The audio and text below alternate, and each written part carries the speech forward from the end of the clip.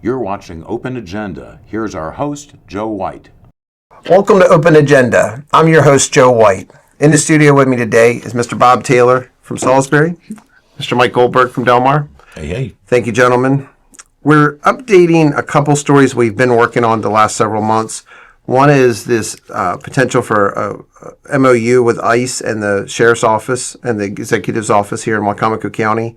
And the other is the Sanitary District and how the County Council recently just tabled a resolution that would possibly just set up an advisory committee. Bob Taylor, I just want to ask you, do you feel like these stories are moving along in a transparent manner? Do you feel like there's still a lot more questions to be asked? Well, I think there's more transparency is needed, more general information is needed, and there are some questions to be asked. Okay. Now, Mike, you've been attending a lot of the County Council meetings. You've attended several of the work sessions regarding the Sanitary District. We haven't had any for the potential for an MOU with ICE. From the information you've gathered so far, do you feel like there's information out there that the public input has been heard? The public input, at least with respect to ICE, has been heard from largely a certain segment who opposes any type of control with respect to law enforcement. I don't believe that those who spoke at that council meeting, and there was a number of them, I don't know if they're representative of the larger Wicomico County population, but they certainly represent a segment of it. But not all voices have been heard because it hasn't been on the county council's agenda, and certainly the sheriff and the executive have not held a public forum, and they're the ones who are actually in control, particularly the sheriff. Yeah. There has been no public forum to address this issue with the people who actually have control. Well, we're going to take a break. When we come back, I want to divide this into two different segments. One, I want to talk about the potential for the ICE MOU and what information you have. And then in the last segment, I'd like to talk about the Sanitary District. So stay with us. When we come back, we're going to dive into the MOU with ICE and the involvement with the sheriff and the executive. So stay with us. We'll be right back. Welcome back to Open Agenda. So continuing in the studio with me is Mr. Bob Taylor from Salisbury. Mike Goldberg, thanks for sticking around from Delmar. Yes, sir. So I want to talk about the MOU, the potential for the MOU with ICE. We've come to understand there's actually not an application or an MOU in at this time. But what information have you found since the first announcement came out from the county executive last week? Well, the announcement, I think, essentially says that they have an MOU. That was the way I read it. I don't know if it was meant that way, but my understanding is it's a done deal. If I'm wrong, I'm wrong. Just as I further understand it, and again, this is the press release or the announcement that the county executive made, it's with what they call the lowest level of ICE coordination with the sheriff's office. Under the federal law, Section 287G, there are several different levels of activity that the county sheriff could be involved in. In this case, it's what they call warrant service officers. That's the WSO. And that simply means that the sheriff's deputies would become, for the purpose of serving the federal warrants. Okay. They would become essentially federal. They're doing that under federal authority. Okay. Under that section. And how long has this program been around? The actual 289G started in 1996. Okay. So this isn't new. It's not new, but it's been greatly expanded, and let me explain that. In 2024, last year, there were 124 local or state jurisdictions that had MOUs with ICE of some kind. Now there are almost 1,000. Okay, that's a significant increase. It all started after Donald Trump took office. Yeah. One of the first things he did the day he was inaugurated, January 20, he issued an executive order. It's called Protecting the American People Against Invasion. Okay. Have a copy of it here. Yeah. Right off the White House website. And one of the paragraphs of that involves state and federal agreements. And it's the 287G program. To bring this up and start it, and have Homeland Security start making these agreements with local law enforcement, start making more of them. There already were a few. So there have been, in Maryland, there are now a total with Wycomico County, it would be the 9th of the counties that have one. The other 8, 5 of those came about this year. Okay. Are any of them close by us? Or The only one on the other one on the Eastern Shore that has one right now is Cecil County. okay. The others are primarily in Western Maryland, Garrett, Allegheny, Washington. Carroll County has one. I think Hartford has one, and so does St. Mary's. There may be a couple I've left out. I have a map here Okay. that shows them. Got it right side up. Yeah, I've kind of inked in Wycomico County because the map was done before our episode came out. You must have a good art teacher at home. I do. Married one, but in any event, that's the story on it. Just a little bit more background. It was part, if you're familiar with the Project 2025 report that was done by the Heritage Foundation, which many people think that was essentially Donald Trump's platform. Okay. And incidentally, I'm not taking any side on this. I understand. In fact, I'd like to see how it works. Okay. I think it has some potential benefits. Would you like to see more public sharing of information from both the sheriff and the executive about what they're planning on doing? This, I think, is what's part of the problem here. Because, as you know, at the last county council meeting, there was a lot of backlash on this. Yes. There was several people who got up to speak against it. More than several, I think. Yeah. But in any event, a lot of that, or at least some of it, has to do with the fact that there was no public discussion of this before the deal was done. And again, I'm assuming it's a done deal. So that, I think, is a lot of the problem. Now, it began to kind of filter out back in July. There were rumors going around that the sheriff was cooperating with ICE. Mike Lewis made a statement. It was on TV that no, we're not doing anything on the street with ICE. Yeah. Which may or may not have been true at that time. I mean, look, we had people reach out to us saying that they saw sheriff's officers go into schools. Yeah. Now we know that to not be true, but that fear, that angst was out there. Well, he did say in this statement he made that he admitted or conceded that he and Julie Giordano, the county executive, were in discussions with ICE on this. But didn't he say it was going to be several weeks before something got... that was in late July, and there was no... I don't know if he said several weeks, but he didn't indicate that it had been accomplished then, and I don't think it had from what he said. But apparently it now has been. Now, I guess if everybody had been looking at every news report on July, this was almost the end of July, they might have picked up on this.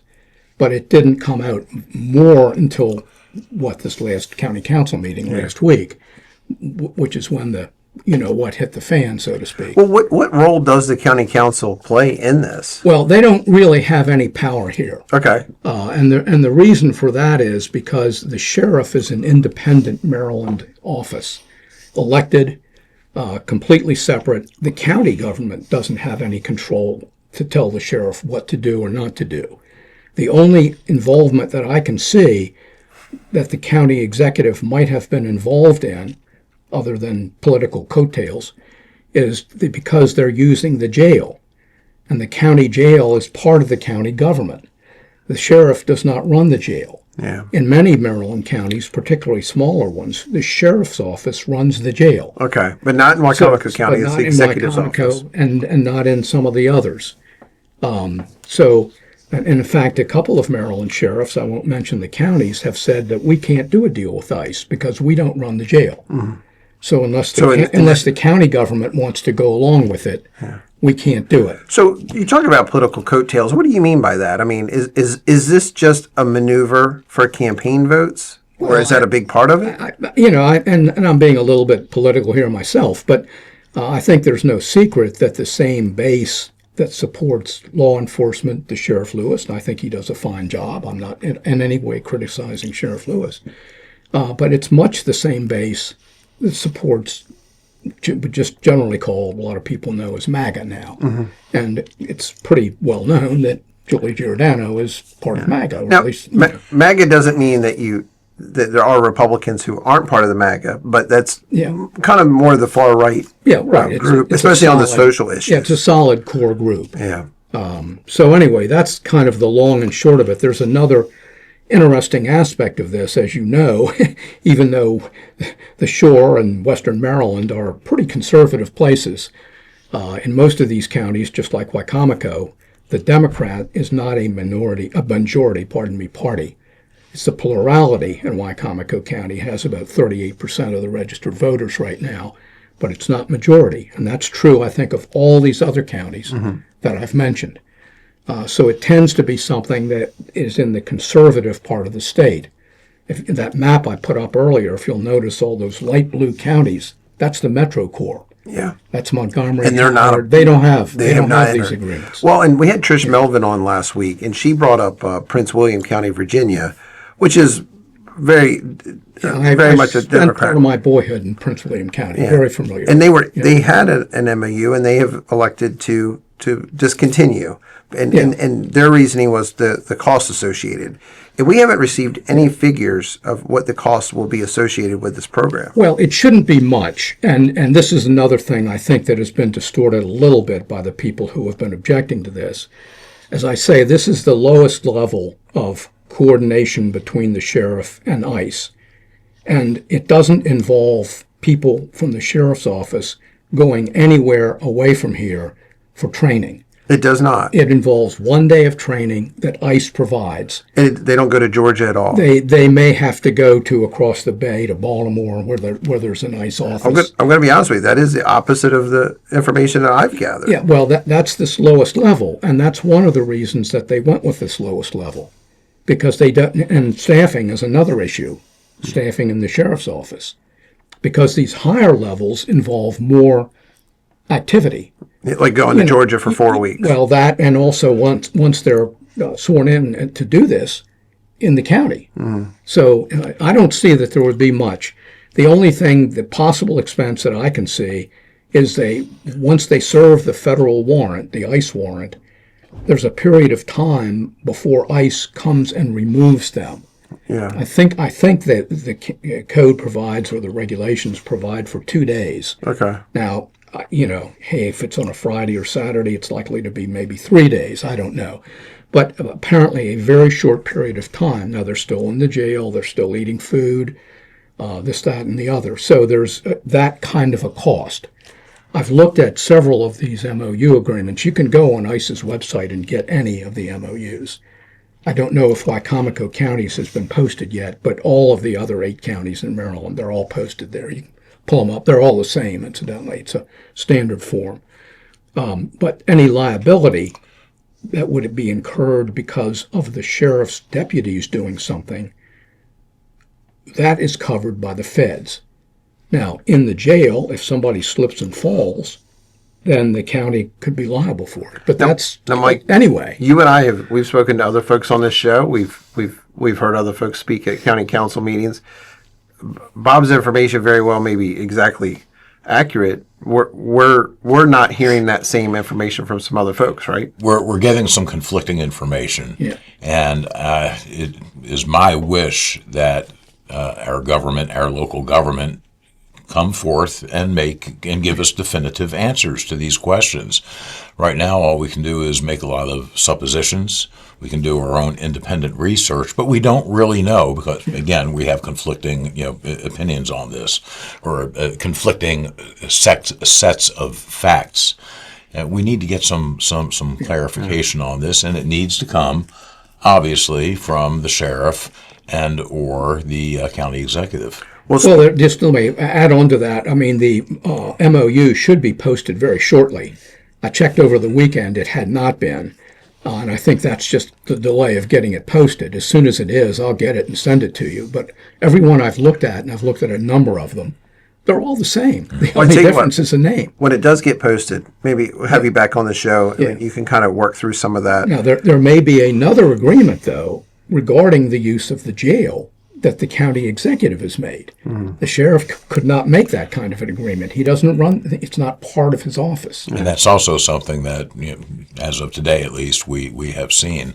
And I would think that that would also have to be at least incorporated by reference into the agreement between the county and ICE, because ICE has to know that that there is a detention facility that meets their standards. Well, they just send this side agreement to ICE. I don't think it has to be named in the MOU.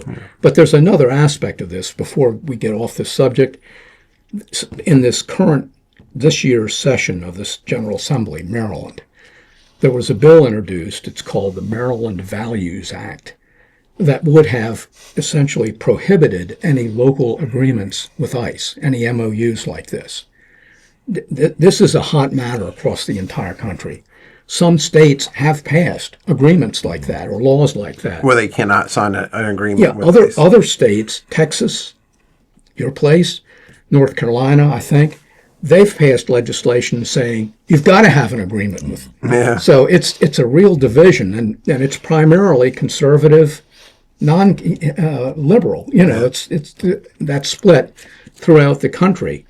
Now, I don't know whether that legislation could come back up again next year.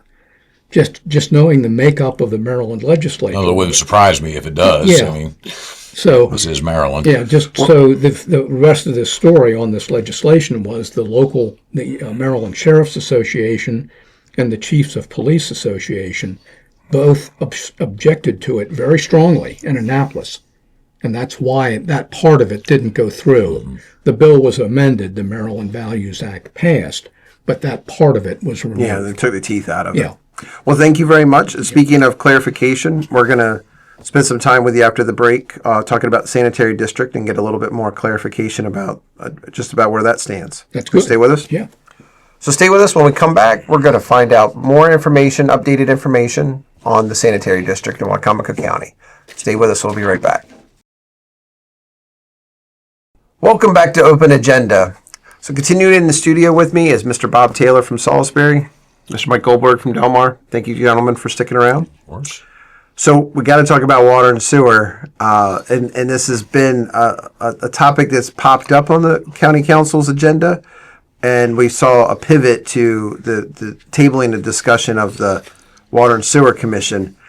Bob, I want to get an update from you about just where this stands and maybe some of the considerations they should be thinking about. Yeah, I think it's helpful maybe to just do a little bit of background on this. I mean, Wacomico County is, and for years has been, I think maybe the only county in Maryland that doesn't operate a sewer or a water system. Now, we do have for the county itself. For the county. Yeah. Now, they do have some places in the county, some residential areas primarily, that are tied in to municipal systems. Okay. They're not in the municipality, but they're tied into extended services districts. Yeah, and at least in the case of Salisbury, Salisbury runs a system outside of the county. Mm-hmm. They own the infrastructure, the mains and everything. People get a city water bill. And they get a bill, yeah. But there's nothing independent. 4 years ago, after a lot of discussion, we adopted what's called the Water and Sewer Master Plan. That was in 2021. And that was primarily aimed at starting sewer and water systems outside of the municipalities. The master plan mentioned 12 areas that would be good for this. 5 in particular they named as the ones that should be immediately addressed. And that part of the project was headed up by the Greater Salisbury Committee. No, it was done by George Miles and Buer, engineering firm here, did it under a agreement with contract with the county. Okay. Yeah, primarily. And the 5 areas that they said would really need something quick or soon: Mardello Springs, Whitehaven, the Parsonsburg area, Colburn Mill Road subdivisions, and Nanacoke Bivalve and Tyaskin. Mm-hmm. What has happened since then are 2 things. First of all, they went to the state legislature in 2023, 2 years ago, and got legislation to create a sanitary district, a county sanitary district. And that took a letter of support from the county council and the executive at the time. Well, that was done, and there were other letters of support too. Yeah. Okay. And it was more or less a no-brainer. It's one of these things, if you ask for it, they're going to give it to you. Sure. And they did. So since 2023, we've had legislation that says we can establish a sanitary district. What's happened? A lot of talk, a lot of work sessions, nothing. Nothing's been done on this. It's not real difficult to set up a sanitary district. It's done by the county council. They file papers incorporating the district as a Maryland public corporation. Like a quasi company. Yeah, I mean, it has all the powers of a corporation in Maryland. And also, they appoint the members of the commission. They do it directly. The executive does not nominate them. They do it. That hasn't happened. When I'm talking about organizing a sanitary district, the other aspect of it is the state law that regulates sanitary districts. And I've got a copy of just the section headings, but it's very extensive. Okay. And it puts a lot of guardrails on what they can and can't do. Exactly. And it's all basically something that is, I would say, in the public interest. And by that I mean sewer and water systems are a little different from roads, schools, policing, things like that, because they're not normally area-wide, particularly in counties. Now, in Salisbury, I will say that as far as I'm aware, our sewer and water systems are area-wide. I don't think you can even develop a property in Salisbury without being on sewer and water. Yeah. But in counties, and this is large counties and small counties, normally it's not everywhere. Okay. And what happens is it's a project-by-project basis. And as they're funded, there's normally a lot of borrowing that's required. So they need to issue bonds. Yeah, normally they do.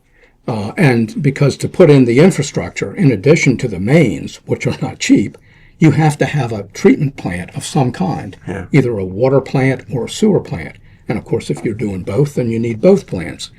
So what we've done so far is we've hooked in to the municipal plants. That already existed. And that's what's happening now. There's a plan in the county to hook in 3 areas that are close to Salisbury and just hook them into the city system. That's not what the original master plan was for. The master plan was to set up systems outside that weren't connected to municipal areas. The other thing that's happened is, in addition to this no action by the council, which in my view has created a vacuum, it's being filled by the county executive. Yeah, her department heads are basically leading all of these initiatives without the council's oversight. Yeah, and I'll just say this as a long-time resident here and the county council's attorney for some time. Most of the legislation that's generated in the county is generated initially by the executive branch. Now, that's not all, but certainly most of it. And that hasn't happened here seriously. What has happened is very shortly after, in 2023, after the state legislation was passed, the county executive formed a sanitary district team, so-called, as if that was going to run everything. Yeah. Which, of course, was just, And on her team are her engineers, her public works department heads. Yeah, the original people were Heather Langford, then I think still is a county employee, and Amanda Pollock, and we can talk about Amanda Pollock a little bit. She's not a county employee, and she is a professional engineer. But in any event, the sanitary district team is not a sanitary district. Then, about a year ago, she had the county attorney propose legislation to establish the sanitary district that was just cockamamie in terms of the state law. The state law specifies how they have to be set up and how they operate. And they were essentially trying to depart from that and make it part of the executive branch of the county. Yeah. You've spoken to this several times at county council meetings. I did, and I've reminded them many times that all you have to do is file these papers and let it go. Now, obviously, at some point, you have to put money in. I'm not saying that that's all you do. But essentially, they can be self-operating from a legislative standpoint. And that's the way they are. A good example is Somerset County. Okay. Most of the public sewer and water systems in Somerset County are run by the sanitary district. And it's been that way for years. It operates very well. I've had dealings with them. Now, the most recent maneuver by the county executive is to propose this advisory committee, Sewer and Water Advisory Committee. Okay. And this is what they brought up at the last meeting. This came up at the last meeting. And if that goes through and the county council doesn't take any further action to set up the sanitary district, then this whole idea of having a sanitary district is just going to be a whole lot of nothing. Yeah. It's going to be a dead duck. And one of the reasons that I think the primary reason that the council has tabled this right now so that they can get a ruling from the state Let me interrupt to because determine if it's that not a is ruling legal. because the state doesn't have any ruling on that at all. What it is, I'm glad it was brought up. It did defer things. But the state is going to say, we don't give Right. a damn what you do. Right. You can have a sanitary district just like some counties do. You can do it in-house just like some counties, mostly larger ones do. But the state's blessing is not necessary No. if they do choose to go with It's just odd that advisory they would committee. have gone and asked for this ability to set up a sanitary district in 2023, which did take letters of support. Sure. It took the executive and the council to agree that this was the right path. And really, 2.5 years later, we're just diverting, but without a lot of public discussion about why we should go a different direction. In my view, this is a usurpation of the council's authority, but the council has allowed this to happen by failing thus far to establish the sanitary district and the sanitary commission as enabled under the state law. Well, it's created a vacuum, and to fill that vacuum, we have most recently, and this was at the last council meeting, a letter or email, I guess it is, by the county attorney, Paul Wilbur, describing the differences between a sanitary district and this committee. Now, it's general knowledge what the differences are. You don't need an attorney to tell you that. But I think the concern here is Mr. Wilbur has made it sound like the sanitary district can just go out and issue bonds and borrow money all they want to. They don't have to have any authority from the county. It doesn't work that way. Right. Under the state regulations to issue what they call GO or general obligation bonds, it has to be the county on it, pledging the full faith and credit. Nobody's going to lend money on anything else like that for sewer and water systems. Oh, look, and Paul Wilbur works directly for Yeah. the executive's office. It's the county attorney, but they're not the county council attorney. And honestly, if any executive, including the one we have now, decides this is what they want to do, Yeah.